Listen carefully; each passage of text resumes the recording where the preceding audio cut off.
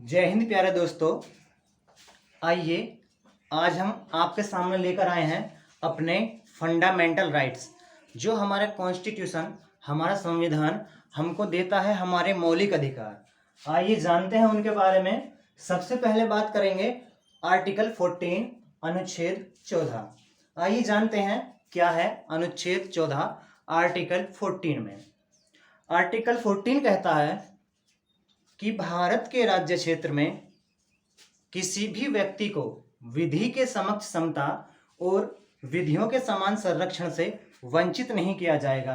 अर्थात आर्टिकल 14 हमको देता है इक्वलिटी का राइट्स, समानता का या समता का अधिकार।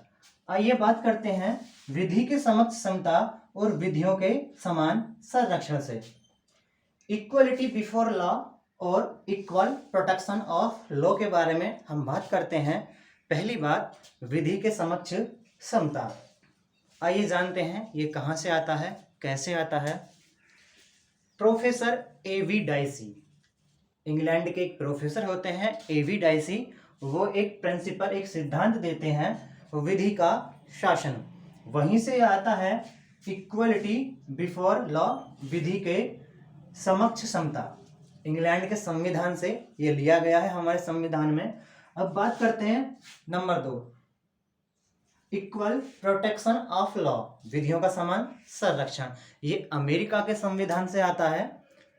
जानते हैं ये दोनों क्या चीजें हैं, विधि के समक्ष समता क्या है, विधियों का समान संरक्षण क्या है। हम पहली बात करें विधि के समक्ष समता। इसका मतलब है कोई भी व्यक्ति, चाहे उसकी कोई भी अवस्था हो, कोई भी पद हो, चाहे वो राष्ट्रपति ही क्यों ना हो, विधि की दृष्टि में वह इक्वल है, समान है। अर्थात सभी न्यायालयों में या सभी न्यायालयों के अंतर्गत वह आता है। अगर उनमें से कोई अपराध करता है तो किसी भी न्यायालय में उनके विरुद्ध कार्रवाई की जा सकती है, चाहे वो राष्ट्रपति ही क्यों ना हो। अब बात करते हैं दोस्तों इक्वल प्रोटेक्शन ऑफ लॉ, विधियों का समान संरक्षण। यह क्या चीज होती है? कोई भी व्यक्ति हो, उसकी कोई भी अवस्था हो, बड़ा हो, अमीर हो, छोटा हो, गरीब हो, चाहे राष्ट्रपति ही क्यों ना हो, उन पर विधि की समान प्रक्रिया अपनाई जाएगी। अर्थात यदि मैं कोई अपराध करता हूं और उस अपराध के लिए 14 वर्ष का दंड है और दूसरा कोई अन्य व्यक्ति भी वही अपराध करता है जिसके लिए 14 वर्ष का दंड है, तो दोनों को बराबर समान इक्वल दंड मिलेगा। अर्थात 14 वर्ष का दोनों को दंड मिलेगा। ऐसा नहीं होगा कि एक को 14 वर्ष का दंड दिया जाएगा और एक को 1 वर्ष का दंड दिया जाएगा। फिर चाहे वो कोई भी हो, उसका पद कोई भी हो, उसकी अवस्था कोई भी हो, फिर चाहे क्यों ना वो राष्ट्रपति ही हो। ठीक है दोस्तों। अब बात करते हैं इसमें रीजनेबल क्लासिफिकेशन, युक्ति युक्त वर्गीकरण। देखा जाता है इस चीज को लेकर बहुत ज्यादा विवाद रहता है कि जब हमारा संविधान हमको इक्वलिटी का राइट्स देता है तो इतना भेदभाव क्यों होता है, इतना भेदभाव क्यों होता है। तो उसी के बारे में आज हम जानेंगे, क्योंकि अधिकतर देखा जाता है केवल हमको इतना ही पता होता है कि हमको समता या समानता का अधिकार प्राप्त है। उसके आगे हम बात करेंगे युक्ति युक्त वर्गीकरण, रीजनेबल क्लासिफिकेशन। ये होता क्या है, देखिए दोस्तों, एक उदाहरण से, एक एग्जाम्पल से समझेंगे। 5 व्यक्ति होते हैं ABCDE। इन दोनों की इनकम होती है 100 रुपये और इन तीनों की इनकम होती है 10 रुपये। देखने से ही पता चल रहा है कि हम यहाँ पर क्लासिफिकेशन कर सकते हैं और एक उचित वर्ग यहाँ पर बना सकते हैं, जिसमें एक क्लास बनती है हमारी D और E की, जिनकी इनकम है 100, और एक क्लास बनती है हमारी ABC की, जिनकी इनकम है 10 रुपये। यदि यहाँ पर देखा जाए हमारी 2 क्लास बनती हैं और दोनों में अंतर है, यहाँ 10 रुपये इनकम है और यहाँ 100 रुपये इनकम है, लेकिन हर क्लास में एक समानता है, एक इक्वलिटी है, वो है उनकी इनकम जो आपस में बराबर है।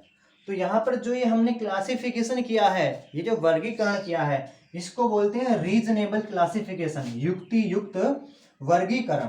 अगर मैं इसमें एक 10 वाला इनकम वाला भी यहाँ पर रख देता तो वो क्या हो जाता, युक्ति युक्त फिर नहीं होता, वहां पर असमानता हो जाती।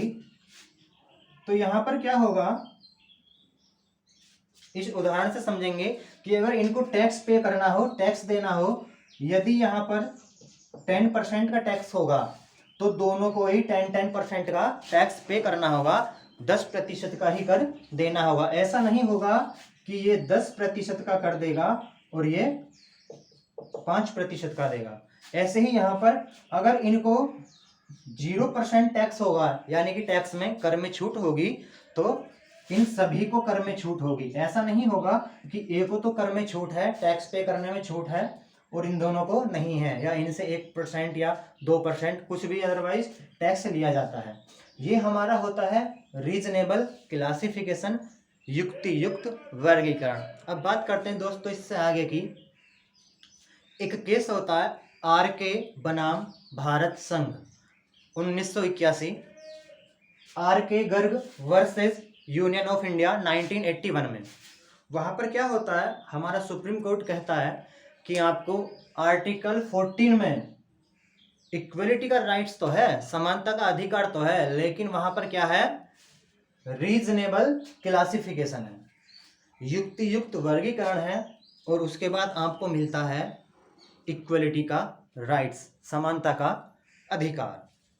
न्यायमूर्ति PN. Bhagwati, chief justice of India PN. Bhagwati भी इस बात को कहते हैं कि जो हमारा युक्ति युक्त वर्गीकरण होगा, रीजनेबल क्लासिफिकेशन होगा, वह कैसा होगा कि उसका जो मोटिव होगा और बेस होगा, रीजनेबल क्लासिफिकेशन का मोटिव और बेस होगा, वो कैसा होगा, उनमें आपस में निकट का संबंध होना जरूरी है। अगर निकट का संबंध नहीं है तो वह गलत माना जाएगा। वह जो आपने युक्तिकरण, जो युक्ति युक्त वर्गीकरण किया है, रीजनेबल क्लासिफिकेशन किया है, वो गलत माना जाएगा। इस बात को न्यायमूर्ति पी.एन. भगवती भी कहते हैं। यहीं से निकल के आता है फिर हमारा रीजनेबल क्लासिफिकेशन की युक्ति युक्त वर्गीकरण किया जा सकता है, चाहे वो जाति के आधार पर हो, धर्म के आधार पर हो, अन्य किसी भी आधार पर हो। अब बात करते हैं दोस्तों इसमें आगे की। हमको देखने को मिलता है कि समानता का तो अधिकार है, लेकिन राष्ट्रपति, राज्यपाल और हमारे न्यायाधीश, वहां पर कुछ भेदभाव मिलता है। और वो क्या भेदभाव मिलता है, ये अपवाद में आते हैं। अपवाद में कौन आते हैं, राष्ट्रपति, राज्यपाल और न्यायाधीश। ऐसा क्यों है, इसको भी जान लेते हैं। एक एग्जाम्पल से हम जानेंगे। Aarushi Hemraj murder case. जो आरुषि मर्डर हेमराज केस हुआ था, अब से बहुत साल पहले, डॉक्टर थे नूपुर तलवार, उनकी बेटी थी आरुषि, उसका कत्ल हो गया था। तो वहां पे क्या होता है, उनको शक के आधार पर सजा दी जाती है। जो आरुषि के माता पिता थे, नूपुर दंपत्ति, तलवार दंपत्ति, उनको शक के आधार पर सजा दी जाती है।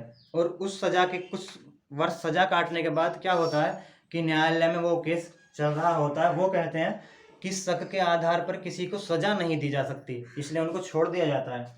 अब जितने समय के लिए वो जेल में रहे, उन्होंने सजा काटी, उसका जिम्मेदार कौन होगा? तो इन्हीं चीजों से न्यायाधीशों को सुरक्षा देने के लिए इनको अपवाद में रखा गया है, राष्ट्रपति, न्यायाधीश और राज्यपाल।